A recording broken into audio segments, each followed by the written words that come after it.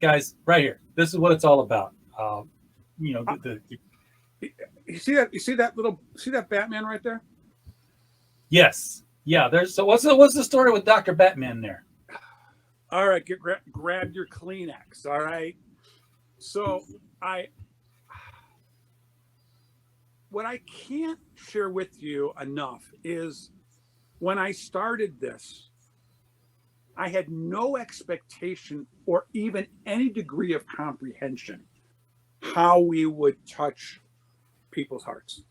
I knew we would make a difference. I knew that, but never, ever could I have imagined the impact that just these toys and pops and comic books would have. Never. So I get a call from this guy in St. Louis, and he wants to work with us. And at the time, Lion Forge was in St. Louis. They've been Yeah, since adopted, picked up by Oni. Oni now owns them.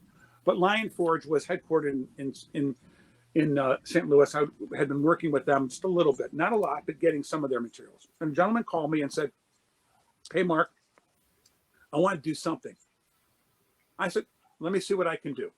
He goes, "I may be able to do a Batman, do a Batman con, con buy a Batman suit and have my company pay for it. Maybe I can do something." So I called St. Louis Hospital and said, "Hey, look, what do you think about having Batman visit the kids again, pre-COVID, right?" right. They said, "Well, it's kids. We have to have him talk to this guy. He's got to be vetted. He's got to be reviewed. Hmm. You know, cool.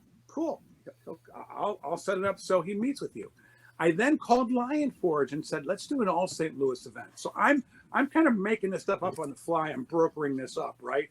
Call Lion Forge and say, "Hey, I got a guy in St. Louis who wants to go to St. Louis Hospital there.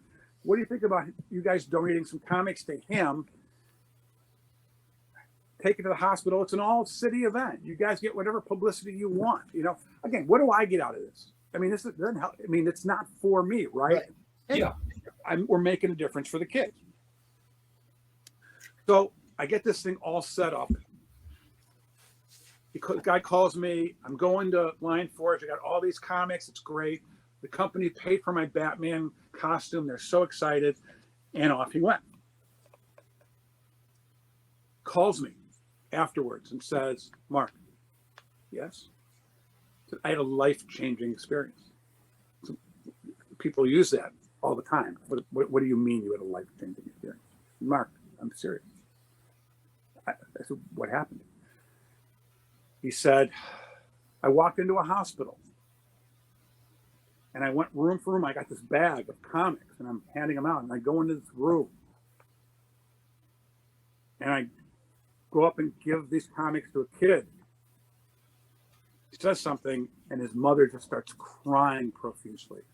Just crying. And I don't know how to deal with this. I mean, I didn't expect it. So I walk out of the room. I walk out and I got my Batman costume on. I take my mask off and I look at Mom and I say, I'm sorry. I didn't mean to make your child cry." She says, "You don't understand. Why? My boy's been in the hospital for a couple months and he hasn't even said one word. And then you came up and he whispered something." I go, "I didn't hear what he said."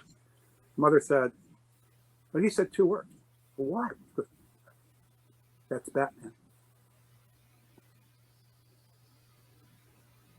And his mother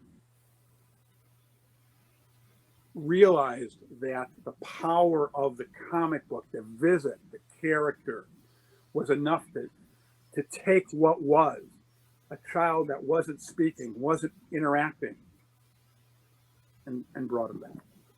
That's awesome. And it was moments like that that made me realize what we had. One other story real quick I'll share with you. I got an email from someone. Said, "Mark, you have no idea what you're doing. You have no idea the power of what you're doing." I wrote back, I said, I work in my ivory tower, right? I'm packing comics. I'm shipping them out. I don't see the smiles in the kids' faces. He goes, "No, you don't understand." Said I was abused. This person's telling me, doesn't even know me this. Doesn't even know me. I was abused as a child. I spent weeks in hospital rooms. What saved me was when Mom brought me comic books. You don't realize the power and the impact of how many kids you are helping. You don't realize that you're changing lives. And I didn't. And then the notes came in from the nurses saying, "Mark, you didn't realize what just happened, but you sent to us a book."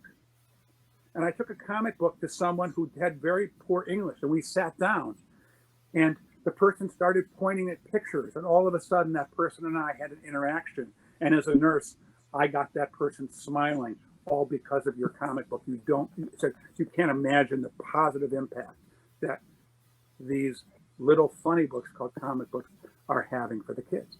And I didn't, guys. I didn't know at the time that we would have such and I don't want to overblow this. We're not fixing the physiological, right? We're not curing the child. So I don't want to overstate that. I got to give a shout out to our girl, man. I got to give a shout out to our girl. If you heard me, I did say get your Kleenex before I said that, right? So the reality is, we can't fix the physiological, but there will be so many people that will say the psychological well-being of the child while they're in the hospital is so critical to make sure they have a positive attitude. Yeah. And we tell, because I had one nurse tell me, "Mark, we tell kids right before surgery that we're going to give them a comic book, and then they're going to get one afterwards, and they can't wait."